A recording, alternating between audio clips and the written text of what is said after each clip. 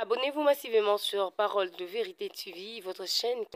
La même particularité, ils n'ont pas aussi la même direction, ils n'ont pas aussi les mêmes dimensions. Il a dit que l'Éternel est mon berger, je ne manquerai de rien. Tandis que lui aussi c'est un berger. Mais David, il est le berger des brebis et non jamais un berger de l'humanité. Mais Dieu, il est le berger de l'humanité, David est le berger des brebis. Qu'est-ce que David voulait nous enseigner dans ces versets? Il voulait simplement nous faire comprendre une pensée que l'Éternel avait déposée dans son cœur. C'est aussi la pensée que j'aimerais te donner. Tu vas prier avec cette pensée. Dis à ton voisin, l'Éternel est mon berger. L'Éternel est mon berger. Je n'ai pas le temps de pleurer. Je n'ai pas le temps de pleurer. Soit on va te changer voisin. Demandez voisin, l'Éternel est mon berger. L'Éternel est mon berger. Je n'ai pas le temps de m'inquiéter. Merci aux gens qui parlent de ça. Il a dit l'Éternel est mon berger, papa. Écoutez là où je vais vous amener. Quand il dit que l'Éternel est son berger, il croit bien. Pourquoi? Parce que David, il était dans la forêt. Dans la forêt, il y a seulement des animaux qui sont là. Il n'y avait pas quelqu'un de la famille de David qui était avec lui dans la forêt. Mais il est en train de confesser l'Éternel est mon berger, tandis qu'il n'a pas l'appui de quelqu'un. Ces genres de mots, l'Éternel est mon berger, ce sont des mots qui sont réservés aux gens qui se confient seulement à Dieu. Alléluia. Parce que sur la terre, nous avons des personnes qui se confient à quelqu'un, mais aussi des gens qui se confient directement à Dieu. Mais il dit que l'Éternel est mon berger. Je ne manquerai de rien. Il me fait reposer. Afin que Dieu, le problème n'est pas de demander 700 points à ce que tu demandes. Il faut que tu croies à la chose que tu demandes pour recevoir ce que tu as besoin. Quand il dit que l'Éternel est mon berger, je ne manquerai de rien. Il croit même dans la forêt. L'Éternel peut me faire nourrir. Il croit même dans la maison. L'Éternel peut me donner la nourriture. Dieu n'a pas besoin de venir aux endroits que toi tu as prévu. Il peut aussi te venir aux endroits que toi tu n'as pas choisi. Le fier de mon cœur de ce soir, si l'Éternel était le berger de David, il peut aussi devenir ton berger avant le temps. Écoutez seulement des amens ici. Il peut aussi devenir ton berger avant le temps. Il n'est pas seulement le berger de David. Il peut aussi être ton berger. Il peut aussi être le berger de tes enfants. Il peut aussi être le berger de ton mari. La main t'est levée sur le cabine. Qui va te promettre que non, on va baisser. Un berger qui a le pouvoir. Ça me l'a pas d'avoir le propre mot. Ça me l'a pas d'avoir le berger à la pauvreté. Aïe, on va faire berger au Congolais, ce soir. Max, on va la casse au salaire. Il a confessé à l'Éternel aussi mon berger. Je ne manquerai de rien. Il est en train de confesser des verbes dans ses versets. Il dit l'Éternel est mon berger. Son berger est dans le présent. Je ne manquerai de rien dans le futur. Pour l'instant tu es mon berger. Mais dans le futur tu deviendras un père responsable pour ma vie. Je voudrais dire à quelqu'un, ce n'est pas ce que tu rencontres dans le présent détermine ton futur.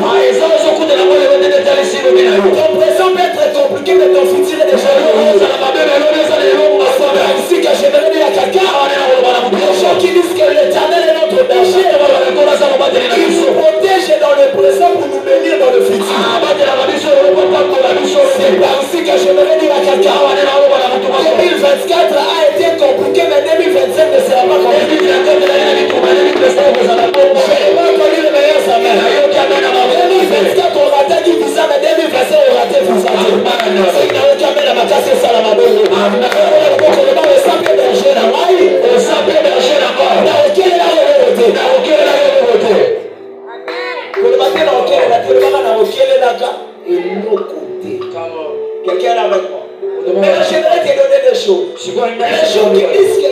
l'éternel est un berger.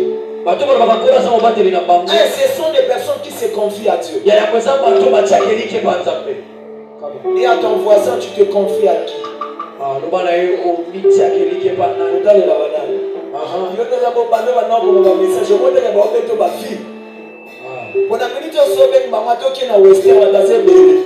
Mais si vous êtes là, nous avons Western à Congo. Nous avons chaque jour à les guérir. Nous avons parce que le berger peut venir quelqu'un partout. Déclarer sur quelqu'un qui est en train de se confier dans nous.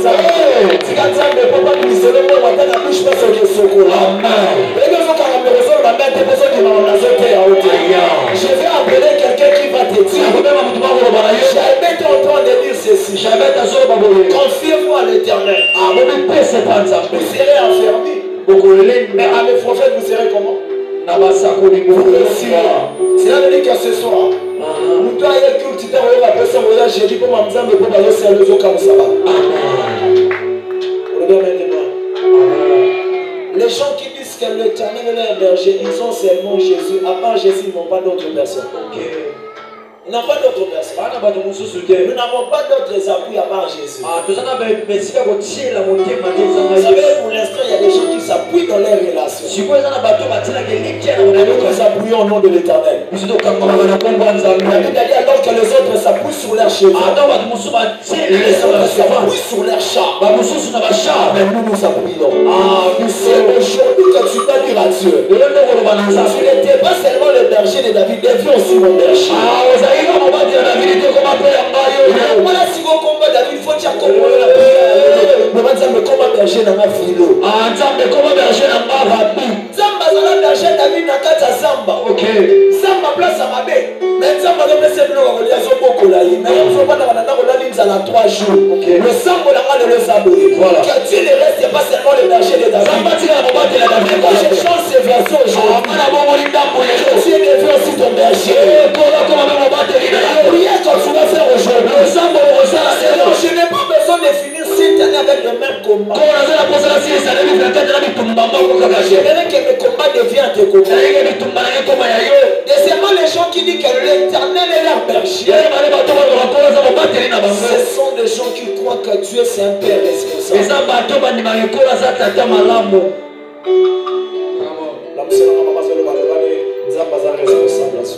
Zamba responsable à solo. Pourquoi le prophète a dit que il y a des positions où Nzamba koyo que la prière à Mutumba. Quelqu'un peut me donner mon avis. Nana mona déjà ne va le carabo. C'est dit que le carabo des alama n'a pas retenu c'est ma robe à mouvement. OK. Il y a des actes. Moi j'ai vu une sorcière. Elle est en train de maudire quelqu'un avant de naître. Azomi Moulouka, la salle de temps à Komara. C'est la yopé de mon père naissé, mon roba dans le lac. Il a même un roba dans le même commis pambé. Yes. Quelqu'un est avec moi, le même mon amen. Amen. Les gens qui disent que l'éternel est leur berger. C'est Dieu qui est notre père responsable. C'est ça la prière que tu vas faire ce soir. Jésus en dehors de toi, je n'ai pas d'autres personnes. Je n'ai pas besoin de finir cette année comme ça. Ce qui est de moi doit retourner chez moi. Ce qui est de moi d'être géré par moi-même. Ce qui est de moi d'être protégé par moi-même.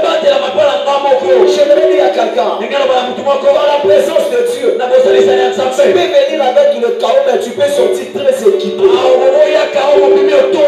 C'est par ici que j'aimerais déclarer de tout mon cœur que le ciel nous entend. Toutes les prières que nous ferons en ce lieu, avant de clôturer ce culte, même dans ton téléphone, beaucoup de films miraculeux entre mes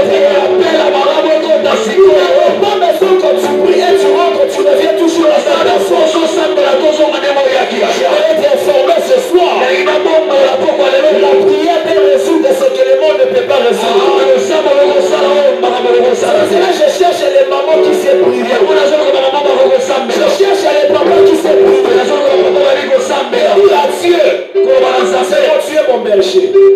Prends-moi en charge. Donc voilà, on a dit un peu bien. Nana un peu bien. N'a vivre un peu bien. Est-ce qu'il y a quelqu'un qui a besoin de prier ici? D'accord. On cause à la moi si qui tourne. Mais ceux qui nous ont besoin de berger, nous devons aller voir mon ôté. Quand l'Éternel devient ton berger, donc on a comme un moment de le moment de destiné à y aller le maman au sel maman liba là-bas. Amen. Quelqu'un peut prier avec moi? Qui a besoin de prier? Qui a besoin de lire à Dieu? Au moins le dimanche, je suis la dernière dimanche à mois de décembre. C'est même pendant que vous avez le 31 de célébrer Nzam. Parce qu'il faut célébrer Nzam dans le témoignage. Nous sommes des amens. Le 31 de on est plus que vainqueurs. On vous a déjà vaincu. Amen. Parce que les prières de Balanzam, l'exemple de l'accent, il y a un long de Kamama, la mission de la Rakuna. Parce que le roi a un long exemple de Tiens, il y a un témoignage dans la vie d'Amen. Il y a des signes de témoignage qui accompagnent les gens. Ici, il y a un Dieu. Il y a un Dieu. Mais ça dépend de ta disponibilité. Il confesse l'Éternel et son berger. Il ne sera pas seulement le berger de ta vie. Même il y a la berger là-bas. Qui a besoin de prier ce soir? Je veux voir les amoureux de la prière en Seigneur. Clavier motivé. Colingate micro motivé, mais vous allez motiver pour la situation. Au-delà de toute ta prière peut changer ta situation. Moi, je n'ai pas la position à te donner. Mais tu vas prier comme tu n'as jamais prié. Et dis à Dieu, Seigneur, je n'ai pas besoin de vivre 2024 comme ça. Deviens mon berger. Deviens mon berger. L'Éternel est mon berger, je ne manquerai de rien. Par exemple, on a besoin que ma 2024 main vide. Non, non. Est-ce que quelqu'un peut acclamer très fort le Seigneur?